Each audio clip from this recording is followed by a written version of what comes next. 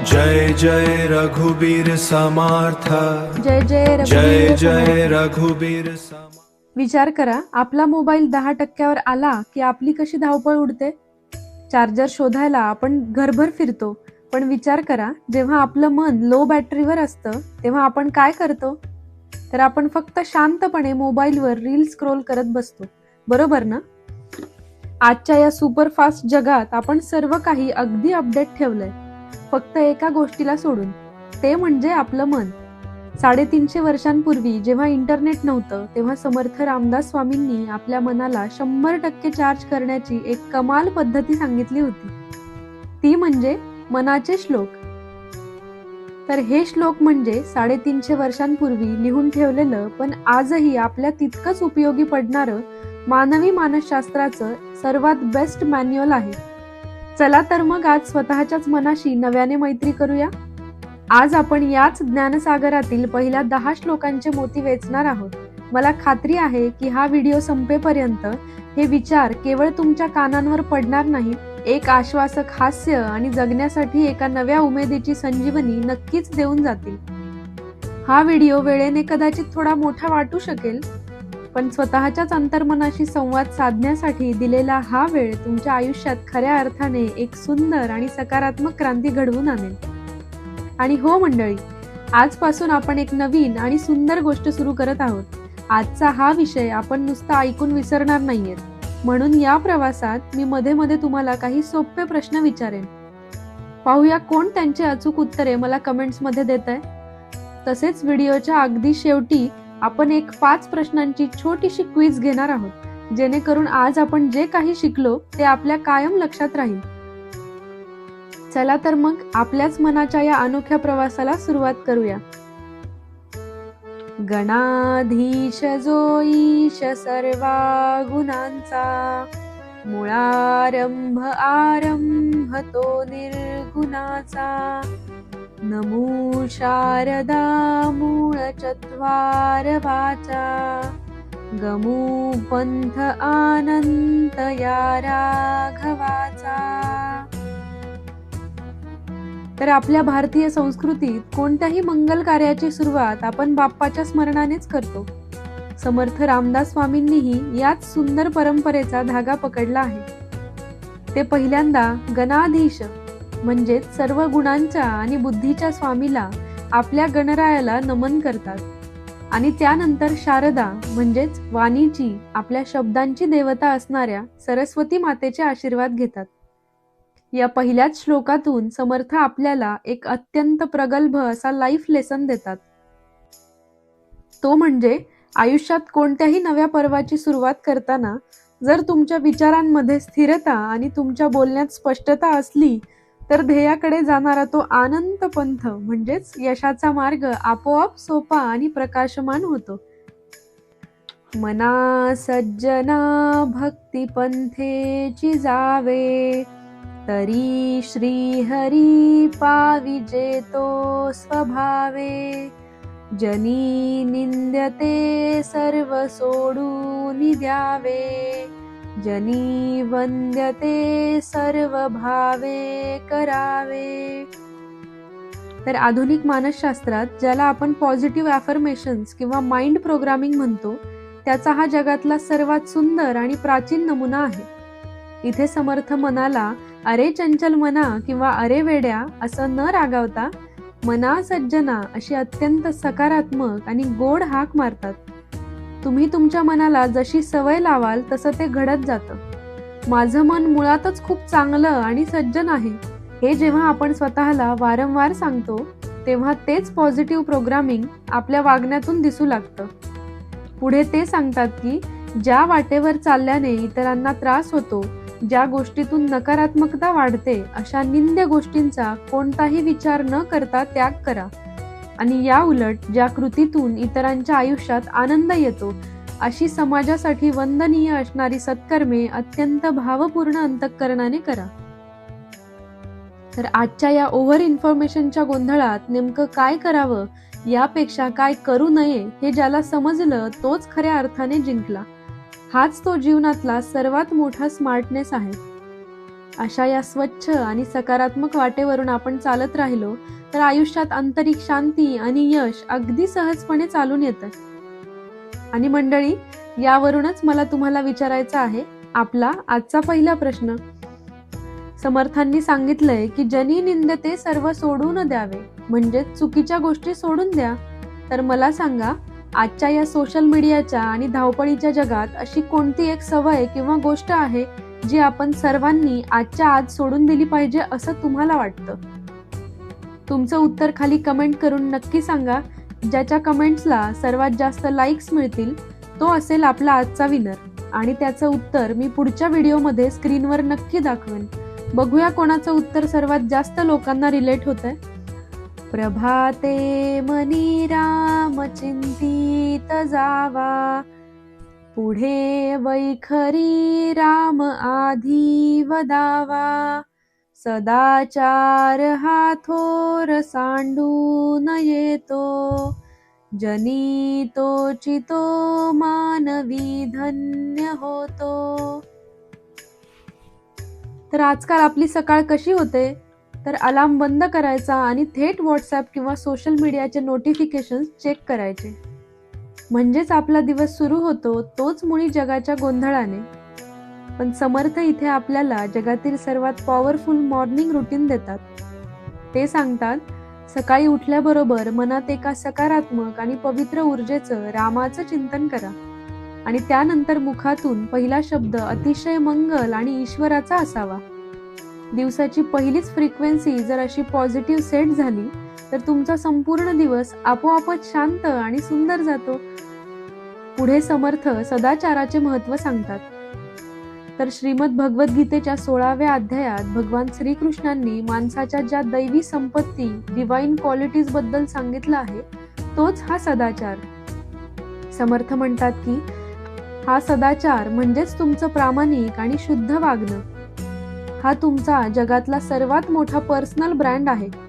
तो कधीही सोडू नका, कारण शेवटी माणसाचे कपडे किंवा पैसा नाही तर त्याचा सदाचारच त्याला या जगात खऱ्या अर्थाने धन्य आणि महान बनवतो.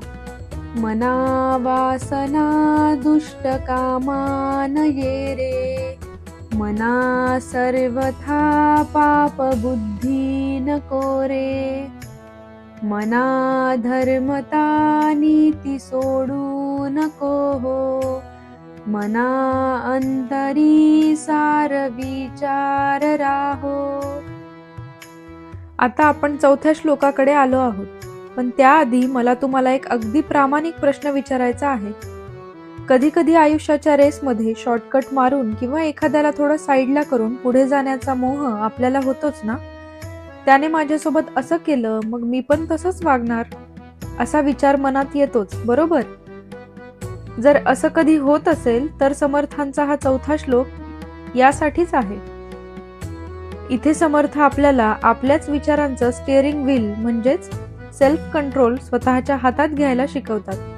ते अतिशय स्पष्टपणे सांगतात की दुसऱ्याचं नुकसान करण्याची किंवा त्याला खाली खेचण्याची ती दुष्ट वासना शेवटी आपल्याच पायावर कुऱ्हाड मारते. ते म्हणतात, हे मना, परिस्थिती कितीही कठीण असली तरी तुझी नीतिमत्ता आणि तुझं कर्तव्य, तुझा धर्म तू कधीही सोडू नकोस.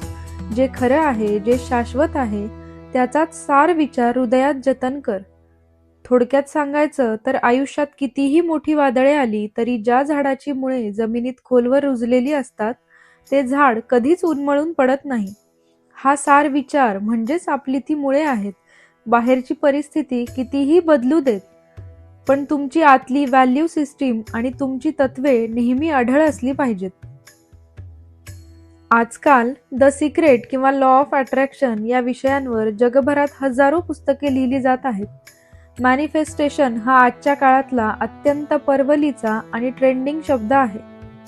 मना पाप संकल्प सोडून द्यावा, मना सत्य संकल्प जीवी धरावा, मना कल्पना ते नको विषयांची, विकारे घडे हो जनी सर्वचीची. तर समर्थ म्हणतात, मना पाप संकल्प सोडून द्यावा. आपण अनेकदा काय करतो? माझं काही खरं नाही, मला हे जमणारच नाही, किंवा माझ्या बाबतीत नेहमी वाईटच होतं, असे निगेटिव्ह विचार करून आपण नकळत वाईट गोष्टी आपल्या आयुष्यात मॅनिफेस्ट करत असतो. तर समर्थ म्हणतात, स्वतःच्या मनातील हे सगळे निगेटिव्ह विचार आजच अनसबस्क्राईब करा. त्याऐवजी सत्य संकल्प म्हणजे चांगल्या, सत्याच्या आणि सकारात्मक गोष्टींचा विचार हृदयात रुजवा. आपण जसा विचार करतो तसे आपण बनत जातो. आणि पुढच्या ओळीत ते एक मोठा रेड फ्लॅग दाखवतात. मना कल्पना ते नको विषयांची. म्हणजे काय?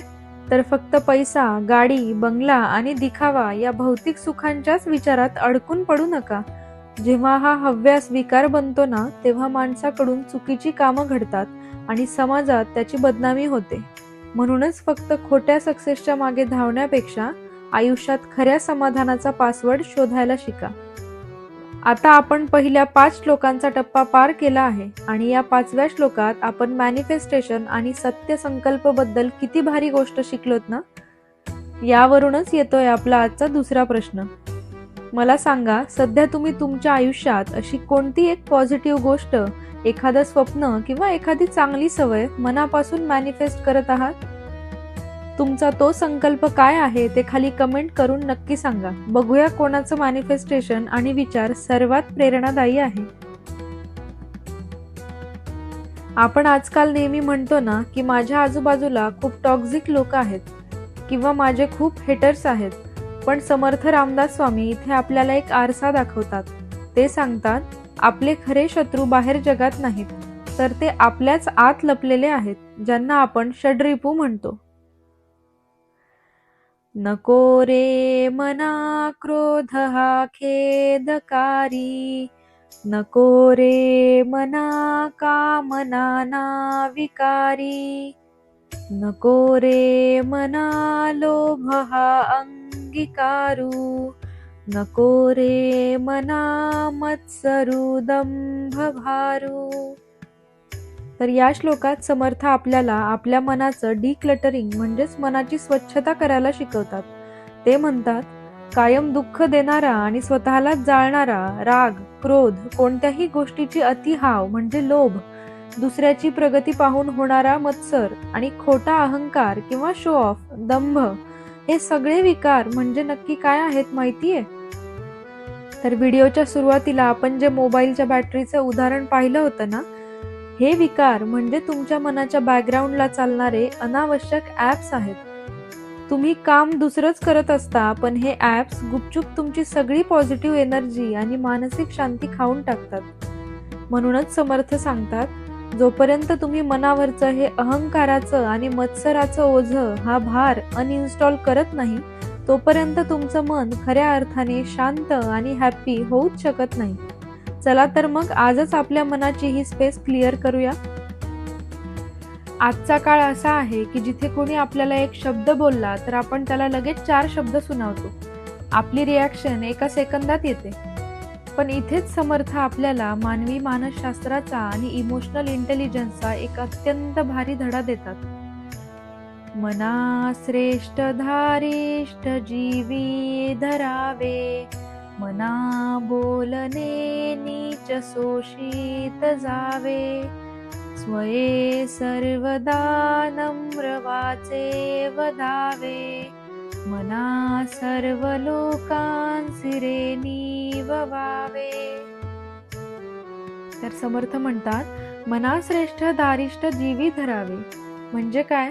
तर जेव्हा कोणी आपल्याला मुद्दामून दुखवण्यासाठी वाईट किंवा अपशब्द बोलतं, तेव्हा लगेच रिॲक्ट न होता एक दीर्घ श्वास घेऊन शांत राहण्याचं प्रचंड धैर्य आपल्या हृदयात बाळगा.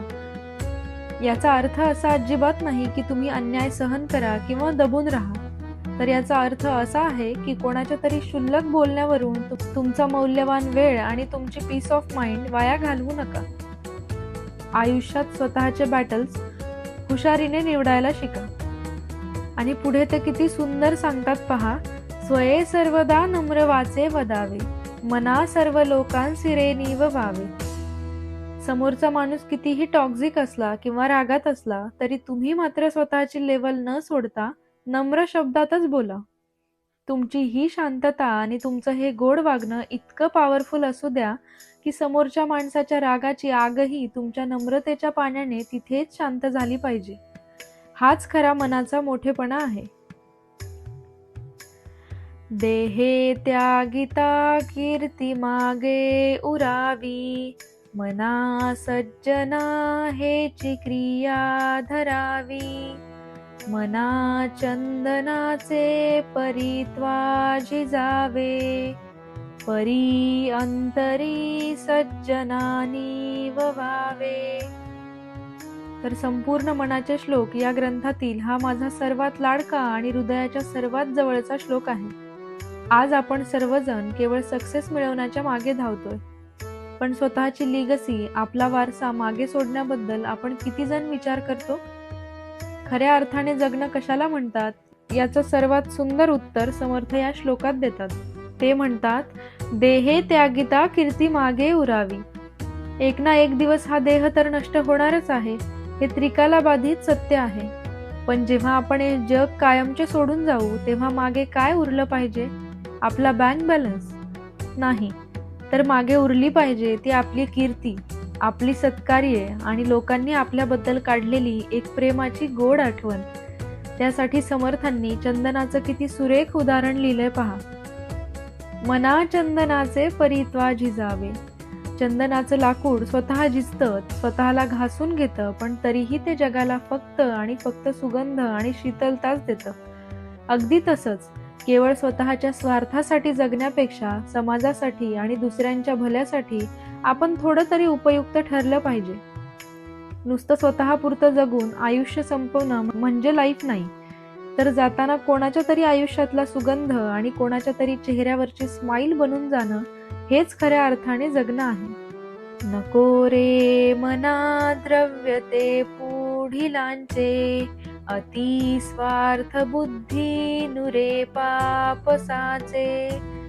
घडे भोगने पाप ते कर्म खोटे, न होता मना सारिखे दुःख मोठे. तर आजकाल आपण कर्म इज बूमरँग असं खूपदा ऐकतो. जे तुम्ही जगाला देता तेच फिरून तुमच्याकडे येतं. 350 वर्षापूर्वी समर्थांनी नेमका हाच निसर्गाचा युनिव्हर्सल लॉ या श्लोकातून सांगितला आहे. आज आपण सोशल मीडियावर दुसऱ्याची गाडी, दुसऱ्याची लाईफस्टाईल किंवा दुसऱ्याचं यश पाहून अनेकदा नकळत स्वतःला कमी लेखतो किंवा एक चुकीची हाव मनात धरतो. पण समर्थ अतिशय स्पष्टपणे सांगतात, नको रे मना द्रव्य ते पुढिलांचे.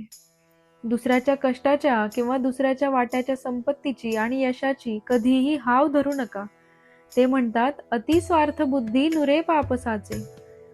जेव्हा आपण अतिस्वार्थाने किंवा चुकीच्या मार्गाने एखादी गोष्ट मिळवतो तेव्हा ती गोष्ट आपल्याला तात्पुरतं सुख देईलही, पण त्यासोबत एक खूप मोठा निगेटिव्ह कर्माचा बॅलन्स साचत जातो आणि निसर्गाचा हिशोब एकदम चोख असतो. खोट्या कर्माचं फळ हे आज ना उद्या भोगावंच लागतं. शेवटची ओळ तर मानवी मानसशास्त्राचा कळस आहे, न होता मनासारिखे दुःख मोठे. जेव्हा आपण खोट्या अपेक्षा ठेवतो आणि गोष्टी आपल्या मनासारख्या घडत नाहीत तेव्हा होणारं दुःख हे सर्वात भयंकर असतं. म्हणूनच दुसऱ्याच्या ताटातलं पाहण्यापेक्षा स्वतःच्या कष्टावर आणि स्वतःच्या जर्नीवर विश्वास ठेवायला शिका. कारण प्रामाणिक कष्टाची भाकरी जी शांत झोप देते ना, ती कोणत्याही चुकीच्या मार्गाने मिळवलेल्या संपत्तीत कधीच नसते. सदा सर्वदा प्रीतिरामी धरावी, दुःखाची स्वये सांडी जीवी करावी. देहे दुःख ते सुख मानीत जावे, विवेके सदा स्वस्वरूपी भरावे. तर आता आपण आजच्या या पहिल्या भागाच्या शेवटच्या आणि एका अत्यंत पॉवरफुल श्लोकावर आलो आहोत.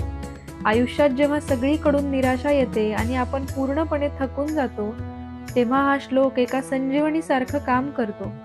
आपण अनेकदा काय करतो, आपण आपलं दुःख, जुन्या वाईट आठवणी अगदी आपल्या उराशी कवटाळून बसतो.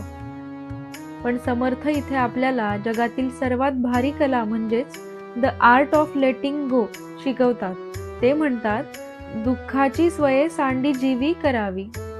दुःख हे बाहेर जगात नसतं, तर ते आपण आपल्या विचारांमध्ये घट्ट धरून ठेवलेलं असतं. स्वतःहून त्या दुःखाला लेट गो करा. ते ओझं खाली ठेवा आणि त्या रिकाम्या झालेल्या जागेत ईश्वरावरची, त्या परम सकारात्मक शक्तीवरची प्रीती, प्रेम भरा. ते पुढे म्हणतात, देहे दुःख ते सुख मानित जावे. आयुष्यात प्रॉब्लेम्स, शारीरिक कष्ट किंवा फेल्युअर्स तर येणारच आहेत. तो जीवनाचा भागच आहे. पण त्या संकटांना रडत सामोरे जाण्यापेक्षा ती आपल्याला अपग्रेड करायला आलेली एक नवी शिकवण आहे असं मानून त्यांना हसत खेळत स्वीकारा. आणि शेवटची ओळ तर संपूर्ण मानसशास्त्राचा सार आहे. विवेके सदा स्वस्वरूपी भरावे. स्वतःला नेहमी आठवण करून द्या की मी केवळ हे दुःख भोगणारं आणि आजारी पडणारं शरीर नाही, तर मी एक अत्यंत सुंदर आणि पॉवरफुल असं चैतन्य, प्युअर कॉन्शियसनेस आहे. स्वतःच्या या खऱ्या ताकदीची झालेली ओळख तुम्हाला जगातील कोणत्याही मोठ्या संकटातून आणि दुःखातून बाहेर काढायला 100% पुरेशी आहे. तर मंडळी, मनाला नव्याने समजून घेण्याचा हा होता आपला पहिला टप्पा. मला खात्री आहे की या 10 श्लोकांनी तुमच्याही मनाला एक नवी ऊर्जा आणि पॉझिटिव्हिटी नक्कीच दिली असेल. पण थांबा, जसं मी व्हिडिओच्या सुरुवातीला प्रॉमिस केलं होतं, आता वेळ झाली आहे आपल्या सुपर क्विक रिव्हिजन क्विजची. आज आपण जे काही शिकलो त्यातून मी तुम्हाला फक्त 4 सोपे प्रश्न विचारणार आहे. तर पाहूया तुमच्यापैकी किती जणांनी हा व्हिडिओ अगदी लक्ष देऊन पाहिलाय. तयार आहात? हे तुमचे 4 प्रश्न. पहिला प्रश्न, 3ऱ्या श्लोकानुसार आपला जगातला सर्वात मोठा पर्सनल ब्रँड कोणता आहे जो आपण कधीही सोडू नये असं समर्थ सांगतात? दुसरा प्रश्न, 6व्या श्लोकात आपल्या मनाची पॉझिटिव्ह एनर्जी गुपचूप खाऊन टाकणारे बॅकग्राऊंड ॲप्स कोणाला म्हटलं आहे? तिसरा प्रश्न, स्वतः झिजून जगाला सुगंध देणाऱ्या कोणत्या झाडाचे किंवा लाकडाचे उदाहरण समर्थांनी आपली लेगसी समजावण्यासाठी दिले आहे? चौथा आणि शेवटचा प्रश्न, 10व्या श्लोकात दुःख विसरण्यासाठी समर्थांनी कोणती भारी कला शिकवली आहे ज्याला आपण इंग्लिशमध्ये द आर्ट ऑफ डॅश असं म्हणतो? चला, या 4ही प्रश्नांची उत्तरं मला कमेंट सेक्शनमध्ये 1, 2, 3, 4 असे नंबर टाकून पटापट द्या. जर आजचा हा वेळ तुम्हाला सार्थकी लागला असं वाटत असेल तर व्हिडिओला एक लाईक नक्की करा आणि तुमच्या जवळच्या लोकांसोबत, खास करून आपल्या मित्रमैत्रिणींसोबत हा व्हिडिओ जास्तीत जास्त शेअर करा. आणि हो, आपल्या चॅनलला सबस्क्राईब करायला अजिबात विसरू नका. पुढच्या भागात आपण पाहणार आहोत पुढचे 11 ते 20 श्लोक. तोपर्यंत स्वतःवर प्रेम करा, स्वतःच्या मनाची काळजी घ्या आणि नेहमी हसत राहा. धन्यवाद. जय जय रघुवीर समर्थ.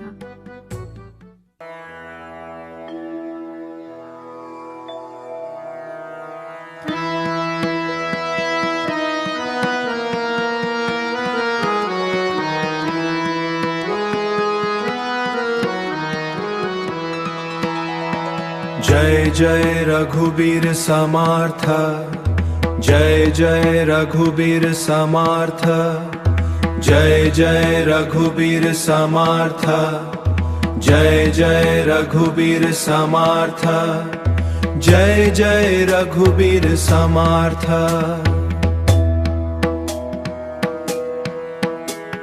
जय जय रघुबीर समर्थ.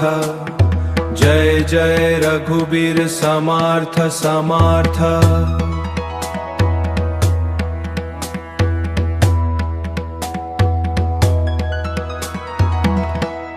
जय जय रघुबीर समर्थ. जय जय रघुबीर समर्थ. जय जय रघुबीर समर्थ. जय जय रघुबीर समर्थ. जय जय रघुबीर समर्थ. जय जय रघुबीर